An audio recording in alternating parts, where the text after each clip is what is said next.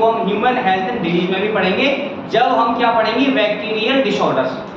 समझ में आ रही है बेटा बात? Bacterial disorders human health and disease में पढ़ेंगे तो वहां पे भी निमोनिया पढ़ेंगे और यहाँ पर भी पढ़ेंगे। तो यहाँ अगर आपने इसको कवर कर लिया ह्यूमन हेल्थ एंड डिजीज में आपके लिए क्या हो जाएगा, आसान हो जाएगा। तो वहाँ आप सिर्फ आंसर्स करोगे, यहाँ आप सीखोगे वहाँ आंसर्स करोगे। तो अगर मैं बात करता हूँ निमोनिया, तो निमोनिया किस तरह की डिजीज है? सबसे पहले मैंने कहा it is a bacterial disorder. किस तरह का बेटा? Bacterial disorder. तो बैक्टीरिया से होने वाली डिजीज को क्या बोलेंगे? Bacterial disorder. तो बैक्टीरिया से होती है, बैक्टीरिया के इन्फेक्शन से होती है, उसके संक्रमण से होगी। अब सुनिए बेटा, जब मैं इसकी बात करूंगा ऑर्गेनिज्म, ऑर्गेनिज्म मतलब वो बैक्टीरिया जो निमोनिया कॉज कराने के लिए रिस्पॉन्सिबल होगा। कौन सा बैक्टीरिया होता है बताओ शिवानी? नहीं, हाँ कौन सा होता है? Streptococcus pneumoniae. चलिए हाँ, स्ट्रेप्टोकोकस निमोनी। तो जो बैक्टीरिया होता है उसका नाम है बेटा स्ट्रेप्टोकोकस निमोनी। दूसरा हीमोफिलस इन्फ्लुएंजा। हीमोफिलस इन्फ्लुएंजा, इन दो बैक्टीरिया के कारण क्या हो सकती है बेटा? इनके कारण क्या हो सकता है? निमोनिया कॉज हो सकता है। अब निमोनिया हो रहा है तो इसका इन्फेक्शन जो होगा, सुनिए इसकी जो साइट मतलब इन्फेक्शन साइट संक्रमण होगा किस जगह होगा? अपर रेस्पिरेटरी सिस्टम या लोअर रेस्पिरेटरी सिस्टम? कौन सा होगा बेटा? Lower respiratory system. तो अगर मैंने कहा इसका इन्फेक्शन लोअर रेस्पिरेटरी सिस्टम में होगा, तो लोअर रेस्पिरेटरी सिस्टम का मतलब क्या हो गया बेटा? लंग्स। तो इसका जो इन्फेक्शन होगा वो लंग्स में होगा। और लंग्स में क्या करेगा बेटा? आपने सुना होगा कभी कि लंग्स में पानी भर जाता है। तो लंग्स में पानी क्या आरओ का भर जाता है? बिस्लरी का भर जाता है? नहीं। तो लंग्स में जो पानी भरता है वो क्या होता है? जो पहली जो आपकी प्लूरल मेम्ब्रेन होती है, प्लूरल मेम्ब्रेन क्या करती है बेटा? प्लूरल फ्लूइड का सिक्रीशन करवाती है। और जब बैक्टीरिया का इन्फ्लेमेशन होता है तो बैक्टीरिया के इन्फ्लेमेशन की वजह से यहाँ पर ज्यादा मात्रा में क्या बनता है? Pleural fluid. एक्सेसिव अमाउंट में क्या बनेगा? प्लूरल फ्लूइड, जिसकी वजह से क्या बोलेंगे बेटा? Pleural effusion. इसकी वजह से हम क्या बोलेंगे? उसको प्लूरल इफ्यूजन। इसको निकालने के क्या क्या तरीके हो सकते हैं बेटा? प्लूरल इफ्यूजन को हम एंटीबायोटिक दवाइयां देकर इसको कम कर सकते हैं, ठीक कर सकते हैं। दूसरा सिरिंज डाल के आप फ्लूइड को बाहर निकाल सकते हैं, या हम क्या कर सकते हैं? ट्यूब डाल देंगे, ट्यूब के थ्रू हम क्या करेंगे? इस फ्लूइड को बाहर निकलवाएंगे। बात समझ आ रही है ना? चलिए अब मैंने कहा कि ये हो गया आपका बैक्टीरियल डिसऑर्डर, ऑर्गेनिज्म हो गया, साइट हो गई। अब इसके सिम्टम, सिम्टम मतलब इसके लक्षण क्या क्या हो सकते हैं निमोनिया के? तो बेटा सबसे पहले क्या हो सकता है? हेडेक। और क्या हो सकता है बताइए जरा? फीवर हो सकता है, वेरी गुड। और क्या हो सकता है? कफ, कफ रह सकता है इसमें, और cold and cough and cold लिख देंगे। एंड बेटा तो इसमें बिलुइस आपकी क्या हो जाएगी? Lips and fingers. अच्छा, इसकी इन्वेस्टिगेशन बता सकते हैं? नॉर्मल इन्वेस्टिगेशन क्या कराएंगे निमोनिया को पता करने के लिए? क्या कराएंगे बेटा? एक्सरे। कौन सा? Chest x-ray. तो चेस्ट एक्सरे का क्या है? नॉर्मल इन्वेस्टिगेशन, जिससे हम पता लगा सकते हैं कि निमोनिया कॉज हुआ। ठीक है, तो ये किसके लिए हो गया? निमोनिया के लिए।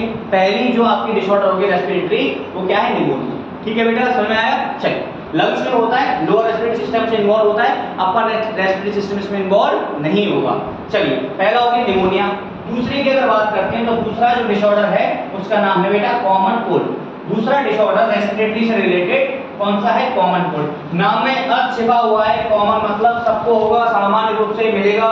तो बेटा दूसरा जो डिसऑर्डर है that is common cold.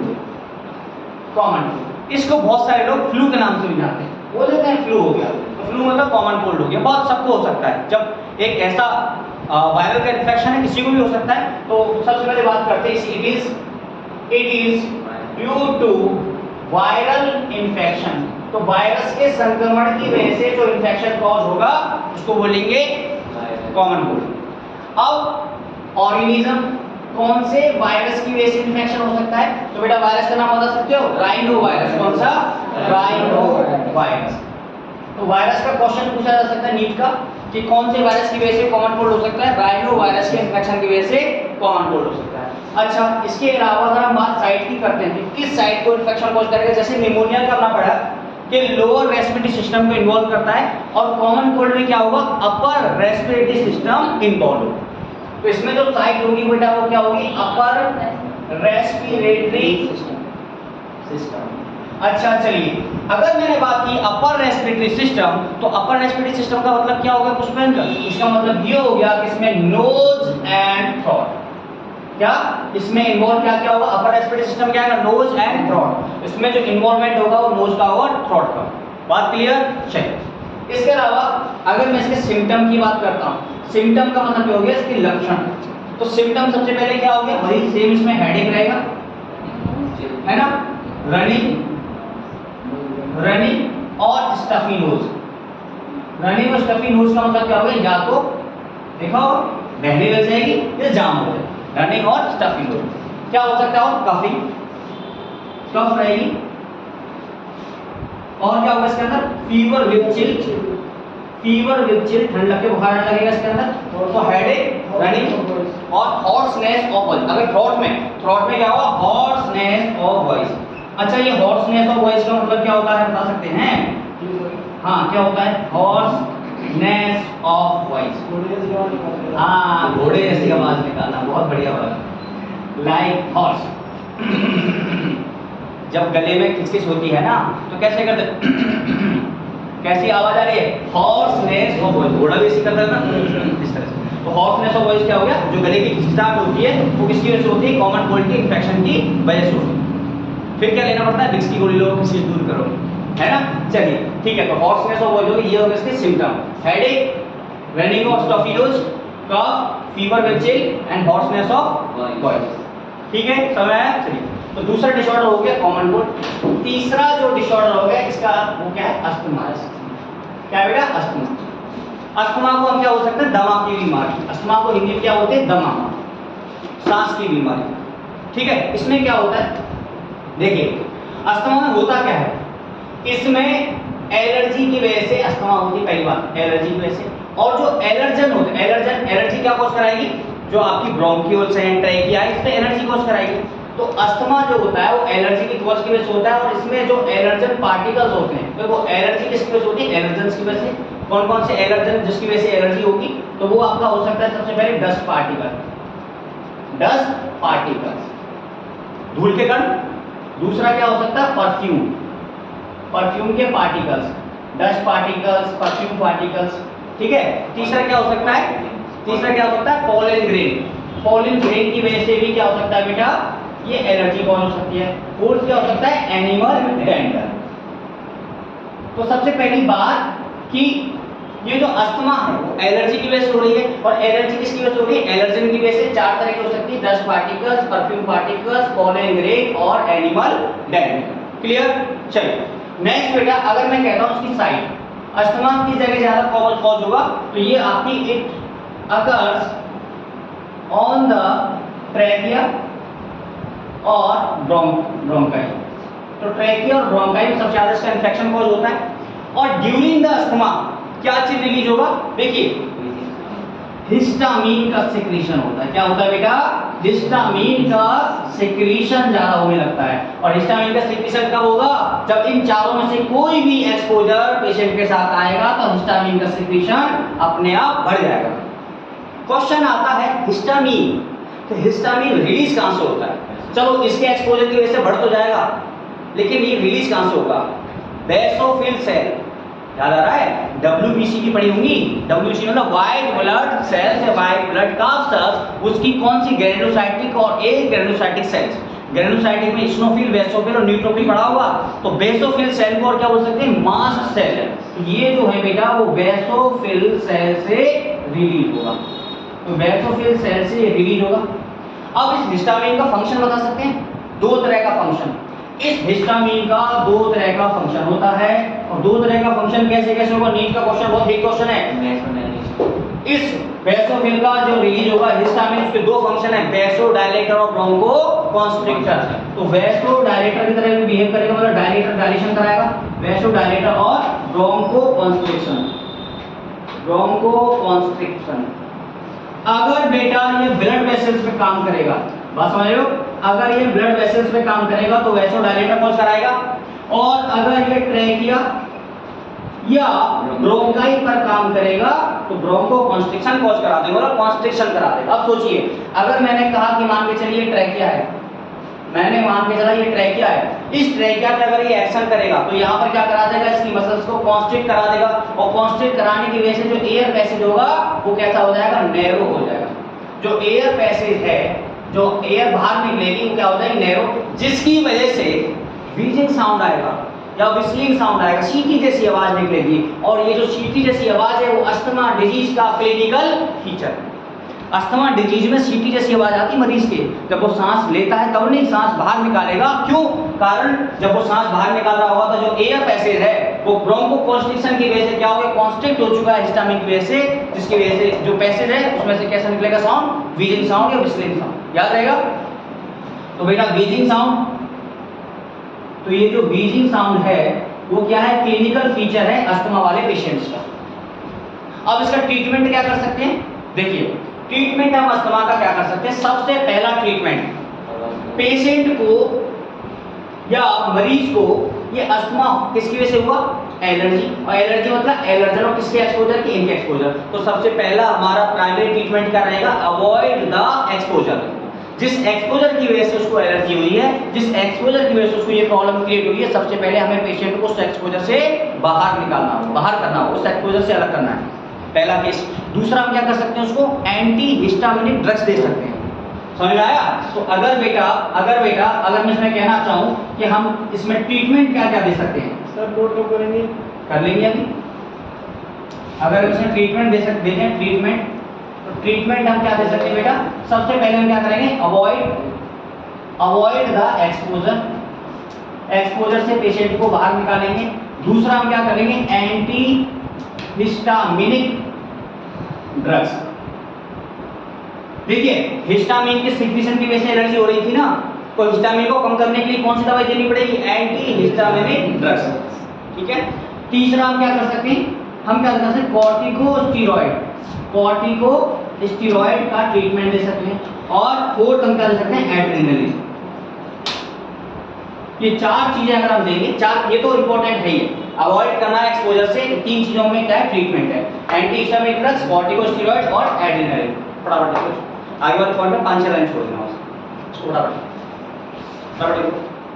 Asthma, ठीक है, इसके बारे में हो गया अस्थमा। क्लिनिकल फीचर क्या हो गया इसका, व्हीजिंग साउंड, सीटीएस आवाज, क्यों, क्योंकि हिस्टामिन रिलीज हो रहा है, तो जो ब्रोंकाई ट्रैकिया है उसमें क्या कर रहा है, कॉन्स्ट्रिक्शन कॉज करा रहा है, जिसकी वजह से जो एयर पैसेज है वो क्या हो रहा है, नैरो हो गया है। तो साउंड जो निकल पा रहा था, जितना डायमीटर था उतना, वो डायमीटर कम हो गया। तो डायमीटर कैसे बढ़ेगा, दोबारा एंटी हिस्टामिन ड्रग देने से, कॉर्टिकोस्टेरॉइड देने से, एड्रेनालिन देने से और एक्सपोजर से बाहर निकालना, ठीक है। चलिए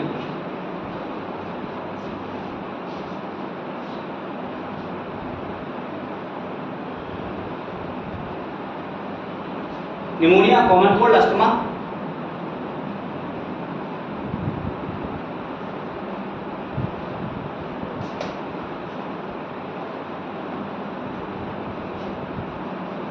इसके बाद फोर्थ डिजीज हम इसमें देखेंगे, respiratory disorder, that is ORD। ORS मत लिख देना, ORD। What is ORD, that is occupational respiratory disorder, occupational respiratory disorder। चलिए occupational respiratory disorder, ORD। सुनिए, occupational का मतलब क्या हो गया, व्यावसायिक, जो लोग जहां पर काम करते हैं उस एक्सपोजर की वजह से जो बीमारी हो रही है उसको बोलेंगे ऑक्यूपेशनल रेस्पिरेटरी डिसऑर्डर। समझ में आया।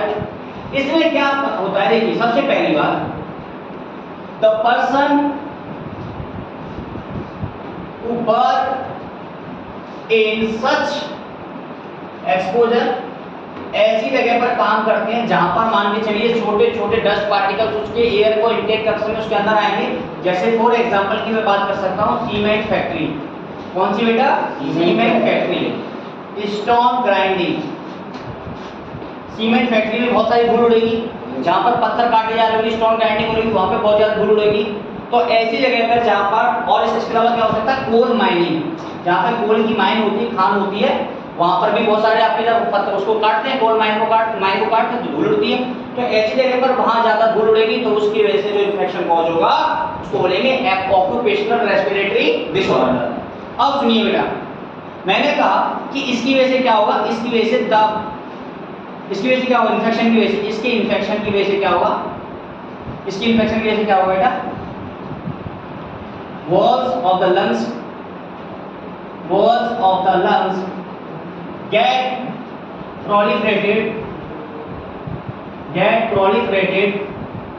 and fibrosis।